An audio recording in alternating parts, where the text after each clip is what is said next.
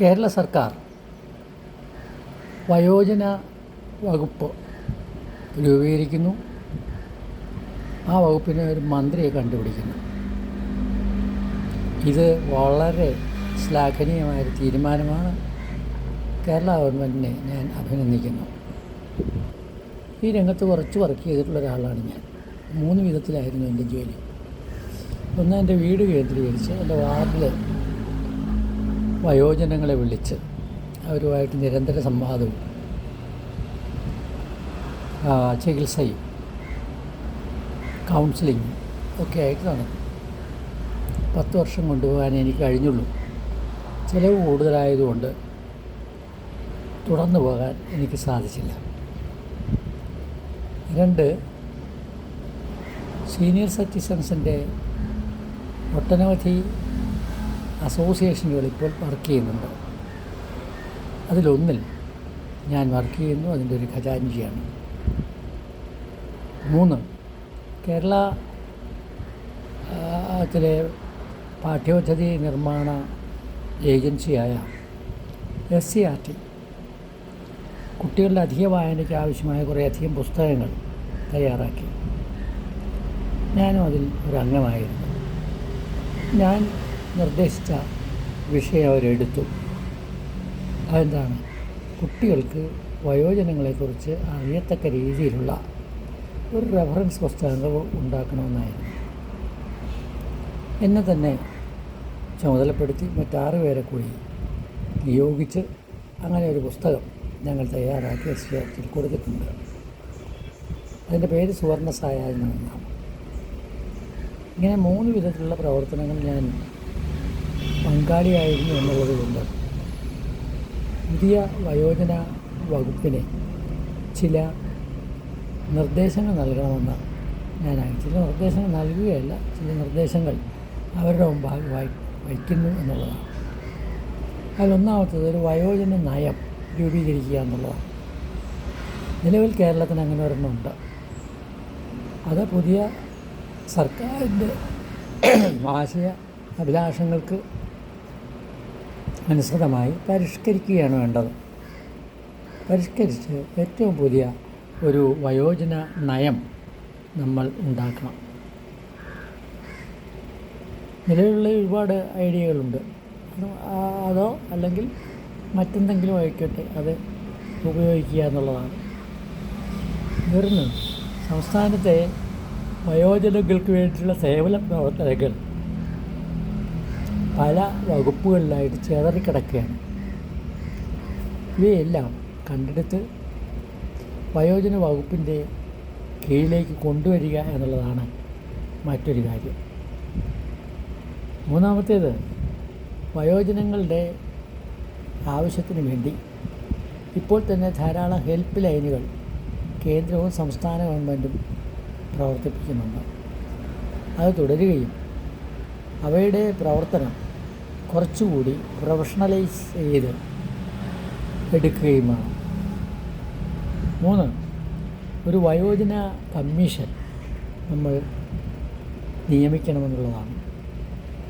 നിലവിൽ വയോജനങ്ങളുടെ പരാതികൾ കേൾക്കുന്നതിന് കളക്ട്രേറ്റിൽ ഒരു ഡെപ്യൂട്ടി കളക്ടറെ ചുമതലപ്പെടുത്തിയിട്ടുണ്ട്.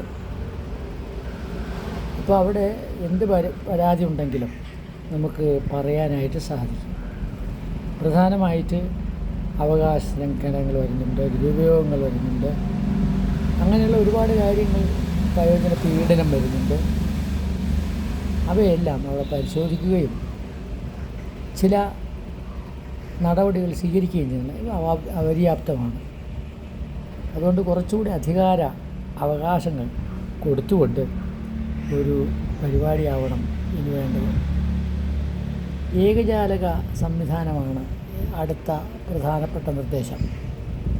ഏകജാലക സംവിധാനം എന്ന് പറയുമ്പോൾ പെൻഷൻ, ചികിത്സ, നിയമസഹായം, ക്ഷേമ പദ്ധതികൾ, ഹോം കെയർ സേവനങ്ങൾ, ഇവയെല്ലാം ഒരേ കുടക്കീഴിൽ കൊണ്ടുവരണം. എന്താവശ്യത്തിന് ഒരു സ്ഥലത്ത് പറഞ്ഞാൽ മതി എന്നുള്ള ഒരു രീതിയിലാണ് വരേണ്ടത്. മറ്റൊന്ന്, വയോജന പീഡന നിരോധന സെൽ കൊണ്ടുവരിക എന്നുള്ളതാണ്. ഇപ്പോൾ തന്നെ നിലവിലുണ്ട് എന്ന് ഞാൻ പറഞ്ഞു. അത് ഒരു ഡെപ്യൂട്ടി കളക്ടറുടെ ചുമതലയാക്കി വച്ചിരിക്കുകയാണ്. അദ്ദേഹത്തിന് വേറെ ഒരുപാട് പരാതികളുള്ളതിൽ ജോലികളുള്ളതിൽ അതിലൊന്നായിട്ടാണ് ഇത് വരുന്നത്. അങ്ങനെ വരുമ്പോൾ അവരുടെ ആരോഗ്യ അടിയന്തരാവസ്ഥ, ഒറ്റപ്പെടൽ, സാമ്പത്തിക തട്ടിപ്പ്, കുടുംബ പീഡനം, നിയമസഹായം ഇവയ്ക്കെല്ലാം ഒരു ഏകജാലക സംവിധാനം ഉണ്ടാക്കണം. വയോജന പീഡന നിരോധനത്തിൽ മാനസിക പീഡനം, സാമ്പത്തിക തട്ടിപ്പ്, സ്വത്ത് തട്ടിയെടുക്കൽ, ഉപേക്ഷിക്കൽ ഇവയെല്ലാം സാധാരണ നടന്നു വരുന്ന കാര്യങ്ങളാണ്. ഇവ തടയാനുള്ള പ്രത്യേക സംവിധാനം ഉണ്ടാകണം. വയോജന സൗഹൃദ ഗ്രാമം അല്ലെങ്കിൽ വയോജന സൗഹൃദ വാർഡ് എന്ന് ഒരെണ്ണം നമ്മൾ മുൻകൂട്ടി കാണണം. അവിടെ എന്തെല്ലാം ഉണ്ടാവണം? അത് വൃദ്ധന്മാർക്കിരുന്ന് സംസാരിക്കുന്നതിന് പറ്റുന്ന രീതിയിൽ ടോക്കിംഗ് പാർലറുകൾ, റാമ്പ്, വിശ്രമ ബെഞ്ചുകൾ, നടക്കാനും മറ്റുമൊക്കെയുള്ള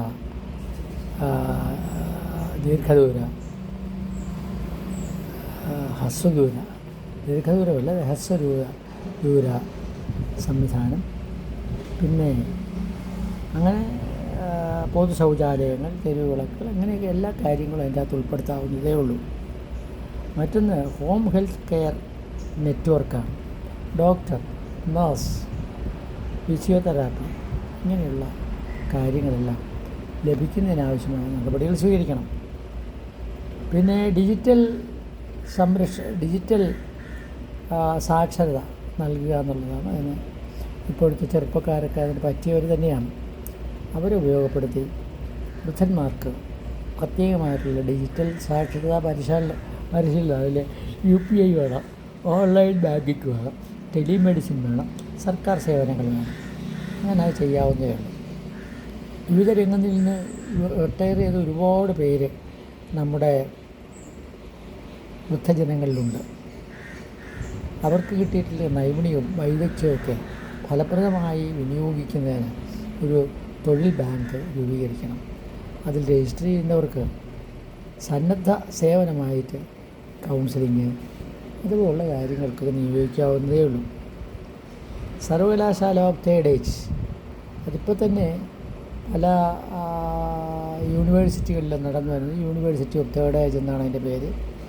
അവിടെ ചേർന്ന് പഠിക്കുക, പഠന സൗകര്യങ്ങൾ കൊടുക്കുക. പല കാര്യങ്ങളും അവർക്ക് പഠിക്കാൻ പറ്റും. ചരിത്രം, സാഹിത്യം, കമ്പ്യൂട്ടർ, സംഗീതം, ഭാഷകൾ ഇതൊക്കെ പഠിക്കാനായിട്ട് സാധിക്കും.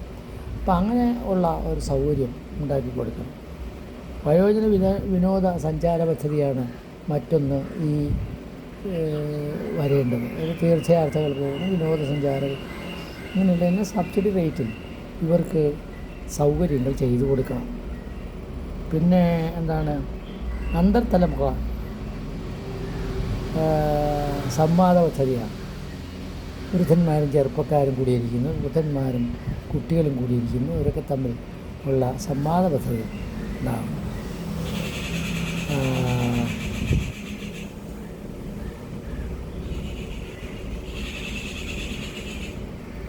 വയോജന ഡേറ്റാ ബാങ്ക് വളരെ അത്യാവശ്യമാണ്. അത് ഇപ്പോൾ തന്നെ ഗവൺമെൻറ് കയ്യിലൊരു കണക്കുണ്ട്. ആ കണക്ക് തന്നെ പിഴകൾ തീർത്ത് വളരെ നന്നാക്കിയിട്ട് അതിൻ്റെ അടിസ്ഥാനത്തിൽ ആ ഡേറ്റ അനലൈസ് ചെയ്ത് വേണം എല്ലാ നടപടികളും നമ്മൾ സ്വീകരിക്കേണ്ടത്. സംസ്ഥാന തലത്തിൽ ഒരു ഓഫീസ്, ജില്ലാ തലത്തിൽ വേറൊരു ഓഫീസ്, വേറൊരു നോഡൽ ഓഫീസർ, ഇങ്ങനെയുള്ള കാര്യങ്ങളൊക്കെയാണ്.